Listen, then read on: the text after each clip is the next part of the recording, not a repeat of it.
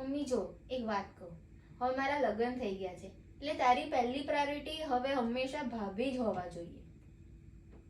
પછી તને ખોટું નહીં લાગે બેટા? ના, મને ખોટું નહીં લાગે, કારણ કે હું તો હવે અહીંયા 1-2 દિવસ જ રહેવા આવું છું અને તારા બધા સારા ખરાબ પ્રસંગમાં હવે ભાભી જ ઊભા રહેવાના છે. પણ એ કિચનમાં કામ કરે ને એના પછી એ એના રૂમમાં જતી રહે છે, મારી જોડે તો એ બેસતી જ નથી. પણ એમને તારી સાથે કમ્ફર્ટ ફીલ નહીં થતું હોય એટલા માટે આવું કરે છે.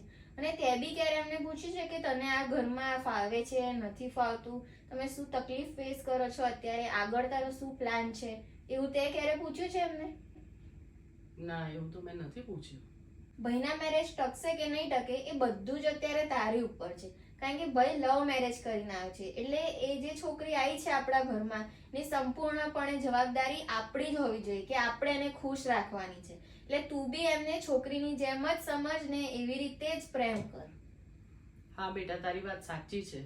આજથી તને અને વહુને બેને એક જ સમાન છોકરીની જેમ જ રાખીશ. પણ કહેવા ખાતર ના કરતી, હા, છોકરીની જેમ રાજ્ય બી ખરી.